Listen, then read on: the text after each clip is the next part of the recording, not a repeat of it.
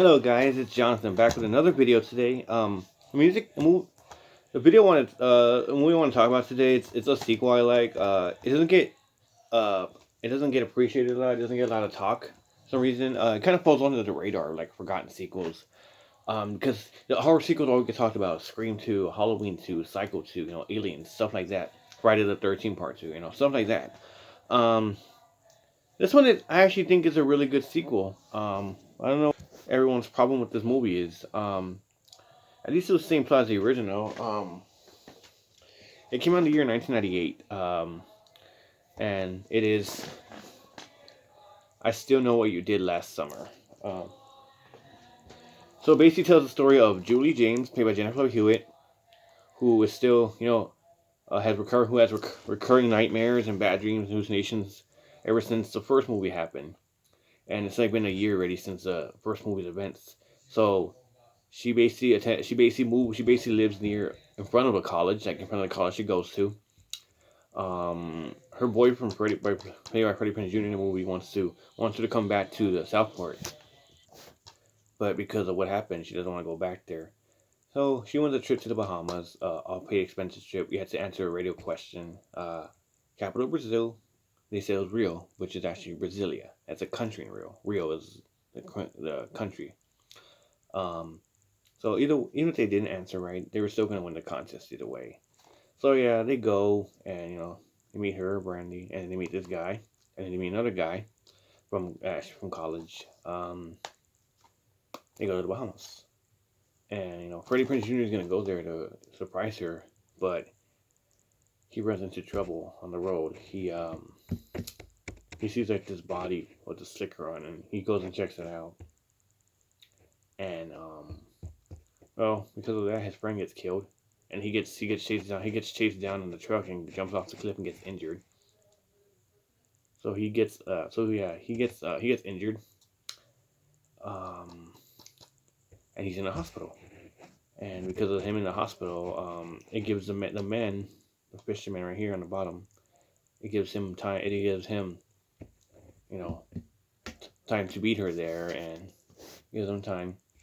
And so he follows him to the Bahamas, and you meet a stellar cast. You not only have these four, but you also have Jeffrey Combs, Jennifer Esposito, an uncredited Jack Black, and Bill Cobbs. Um, so yeah, well they're all there. They're all enjoying themselves, and then they start dying off one by one. You know, the dockhand guy dies, and then like the housemate dies, and then Jack Black dies.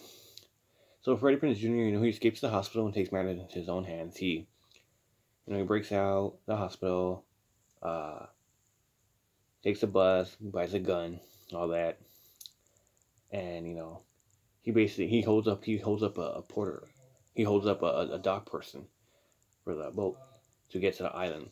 So by the time he gets to the island, mostly everyone's already dead. Basically, Jeffrey Combs is dead, Jack Black's dead, basically everyone's dead. Um, then that's when they realize that they're set up, that they're gonna win the contest either way.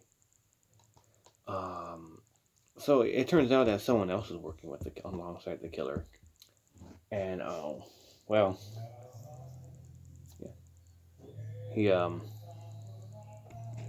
so yeah, once everyone's already dead, that's when the twist happens that this one of the friends is actually set them up to go there, and that he's actually the son of the killer. A fight ensues. The son actually accidentally gets killed by the man, his own dad, and then it's just Freddie Prinze Jr. and Jennifer Love Hewitt and Brandy all standing. So they escape the island. Like the man gets shot dead into the grave. They escape the island. It's like it jumps ahead. Like it jumps to Julie and Ray living together. So I guess it's another year already. And then she thinks it's over, but then it turns out she gets dragged under the bed, and it ends like that. They left on a cliffhanger. They never made a third one because of the reception. This movie had a 7% at Rotten Tomatoes for it being predictable. I'm like, really? It's not there. It's predictable, but it's enjoyable. Um, Jennifer Love Hewitt actually did a single. She actually did a song for this movie. There's a single for this movie called "How Do I Deal," which is actually a really, really good song. It's on the soundtrack for this. This one's more bloodier than the first movie. There's actually more blood involved in the first movie. Um, like I said, yeah, pretty stellar cast. The killer actually has a hook. He has where his hand used to be because he got chopped off in the first movie. He has the hook embedded onto his hand, so basically he has a hook hand. Um, so yeah, this movie isn't as bad as everyone says it is. At least it's better than the third one. That's for damn sure. This one's a fun movie. Like people say, "Oh, it's a messy movie." Fine, it may be a messy movie, but it's a fun, hot mess. Like it's a hot, fun mess. Like I like this movie. And the music was composed by John Frizzo, and the music is the score is awesome. Yeah, the music, yeah, by John Frizzo. Oh my god, it was an awesome score. The score is creepy and suspenseful. Like I love the chase scenes in here, the gore effects, Jennifer Love Hewitt in the tanning bed scene, um, good acting and all that. Jack Black. But yeah, this movie isn't a bad movie. It's not a bad movie. I liked it.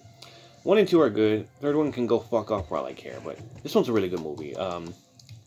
Like I said, it's watchable. And a lot of people shit on this movie because of the whole, Scream era movie. So what?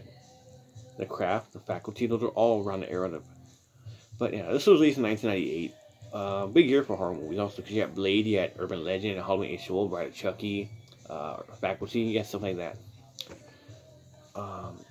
This one says rated R for intense terror, violence, and gore, strong language, and some drug use. I don't see how there's terror involved, but it's whatever. I like the tagline. It says, if you were hooked by the original, you'll die for this one. And it says, someone is dying for a second chance.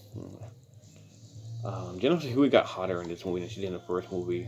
But I'm not gonna react too bad. The title, yeah, okay, it kind of makes no sense, but who cares? I know what you did 2 summers ago. Would have been longer. Would have been a longer title.